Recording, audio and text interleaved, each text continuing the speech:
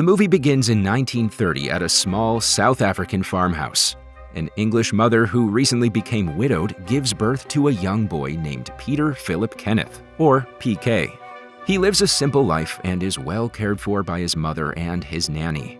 The kid of the nanny, Tonderai, is his best friend, and they do everything together.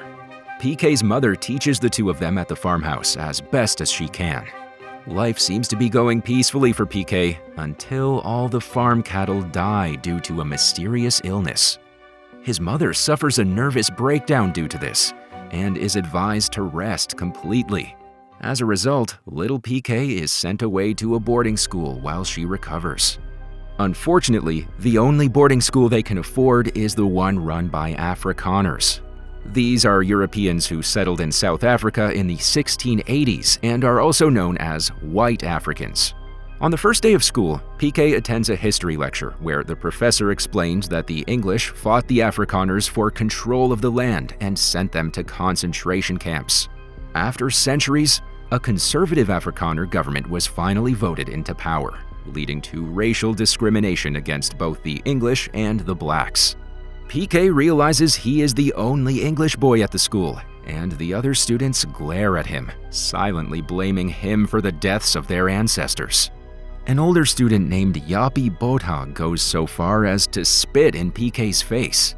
He and his friends corner PK in the bathroom one night, taunting him and calling him Pisskop, or Pisshead. They forcibly drag him into the shower and urinate on him. The other students do not intervene. Instead, they take pleasure in his humiliation. The extreme bullying causes PK to develop the habit of bedwetting from anxiety. One night, a guard informs PK that his mother has passed away. He is taken back to the farmhouse for the funeral, where he reunites with his nanny and Tonderai.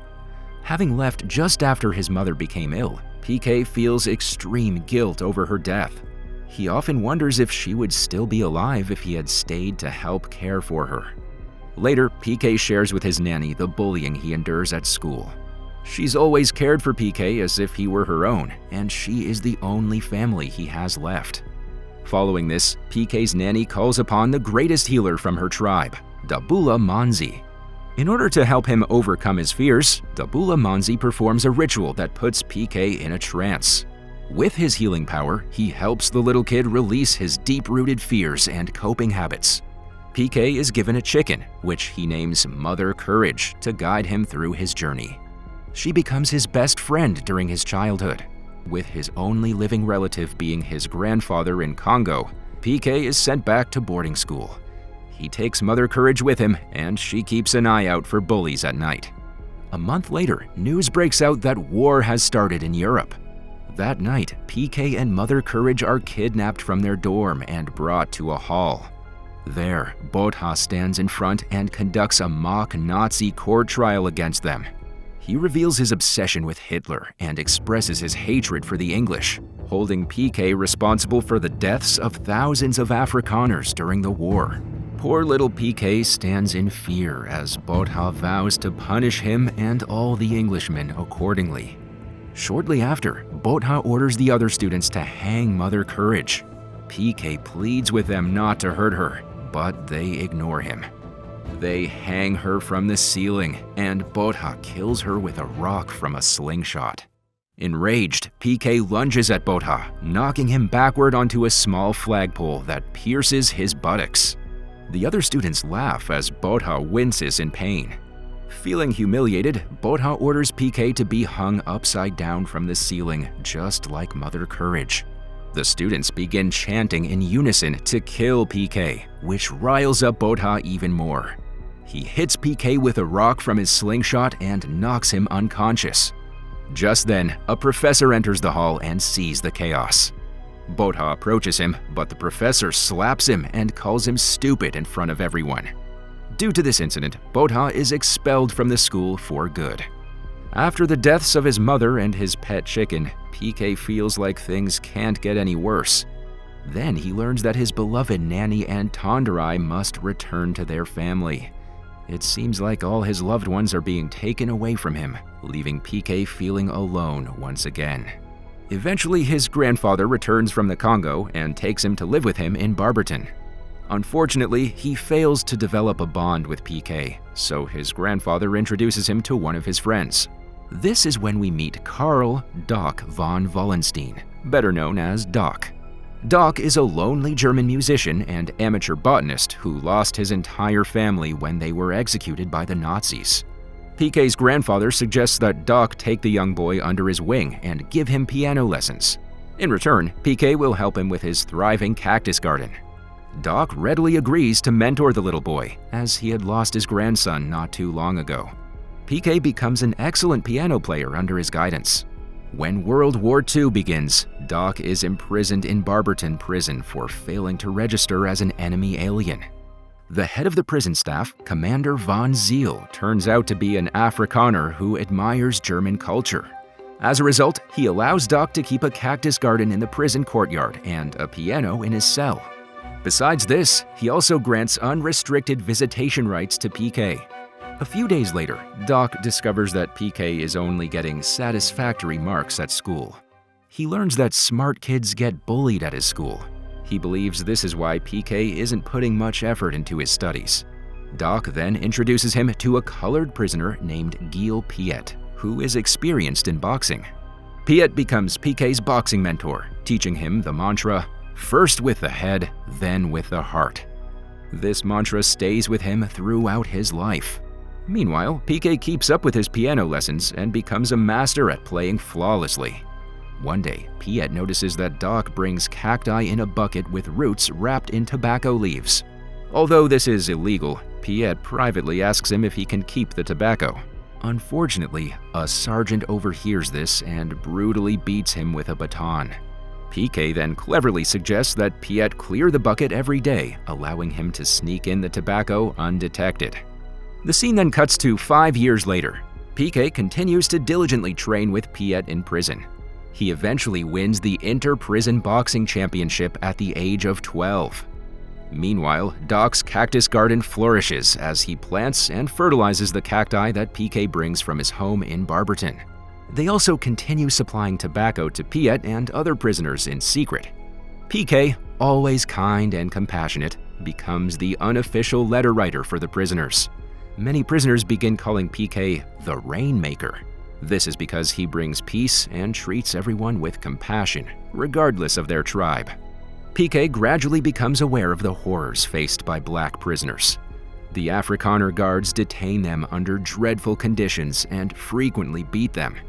One day, Doc gives Piet a bucket of tobacco for himself and the other prisoners. However, Sergeant Bormann notices Piet from afar and calls him over. The guard then humiliates him by dropping manure on his shoes and forcing Piet to eat it. Despite having the opportunity to blame other prisoners, Piet kneels down and eats the manure while the other prisoners watch in pity. PK is deeply hurt to see Piet, whom he loves and respects, so degraded. After the guard leaves, Doc and PK rush to help Piet up, and the other prisoners sing to honor his courage. Following this, news emerges that the war will soon end. Doc happily shares this news with Piet and PK, mentioning that he'll finally be able to return to Germany. However, PK feels sad that he may never see Doc again. Shortly after, the commander asks Doc to organize a concert to celebrate the annual visit by the prison commissioner. Though initially hesitant, Doc agrees to Piet's request. The three of them plan the concert, with Doc flawlessly playing the piano. PK is tasked with writing the lyrics and brings together 3 tribes of prisoners to sing in their respective languages. The catch is that the lyrics convey the sentiments of the colored prisoners. The song subtly insults and attacks the Afrikaner guards in languages they don't understand. On the night of the concert, PK, Doc, and the prisoners prepare for their performance. PK notices Piet's absence, but Doc assures him that Piet will arrive soon. Meanwhile, Piet hurries to join the crowd since he's already late for the show. Just as he leaves his cell, he encounters Sergeant Bormann. He stops Piet and demands he translate the lyrics of the song they're singing. The sergeant also blames him for starting the concert and begins assaulting him. Fed up with the abuse, Piet bravely translates the lyrics, which call the guards cowards. Enraged, the sergeant brutally beats him while the oblivious prisoners continue singing and enjoying the show. Moments later, PK sees Sergeant Borman at the fence behind the stage with his clothes spattered with blood. Realizing something is wrong, PK rushes off to investigate. He then discovers Piet in the yard, close to death from the officer's beatings. With his last breath, Piet repeats the mantra, first with the head, then with the heart, and dies in PK's arms. As the war finally comes to an end, Doc returns to Germany. PK remembers the loved ones he has lost and feels their absence as he's left alone once again.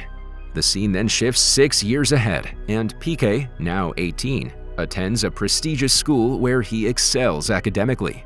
He's earned the respect of the school headmaster and a scholarship for his studies. His closest companion is Maury, his manager, who arranges boxing matches for him. PK is slated to compete in a boxing championship, where he notices an Afrikaner girl in the audience cheering for him. Intrigued, he asks Maury to find out her identity. PK wins the championship, impressing the entire crowd. Maury later reveals that the girl is Maria Maris, the daughter of a prominent official in the National Party who resides in a boarding school. Despite Maury's warnings, PK sneaks out one night to meet Maria. She informs him that her father would never approve of her dating an English boy. Undeterred, PK resolves to ask her father for permission himself. On another occasion, Maury takes PK to meet a boxing trainer named Mr. Grainwald to enhance his skills. Although initially dismissive, Mr. Grainwald changes his mind when he sees PK fight in the ring. He remains impressed by his strength and skill. PK's performance, including an 8-punch combination, garners praise from both the trainer and his opponent.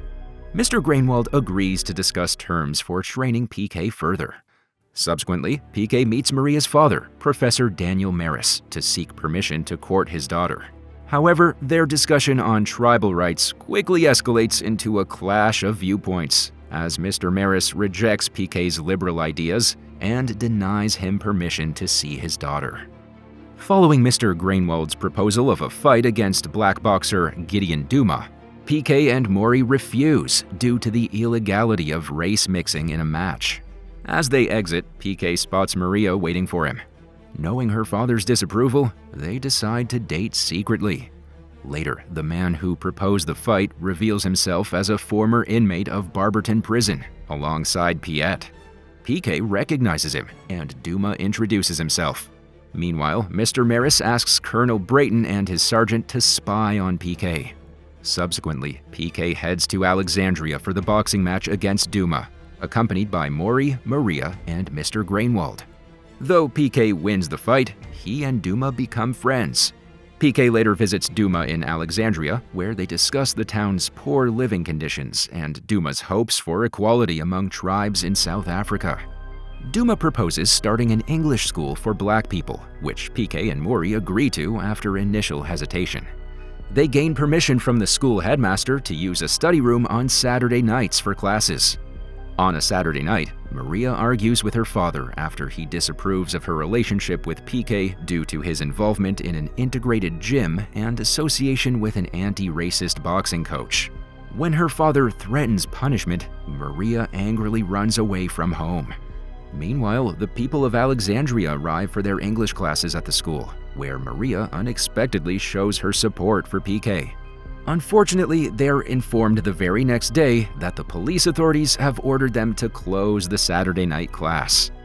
Following this, it's revealed that Yapi Botha has become a sergeant and is the one who's been spying on Maria and PK. He enters PK's gym with his men and begins to blame him for getting expelled from school. Violence erupts as the policemen start beating PK and anyone who tries to intervene, including Duma and Mr. Grainwald.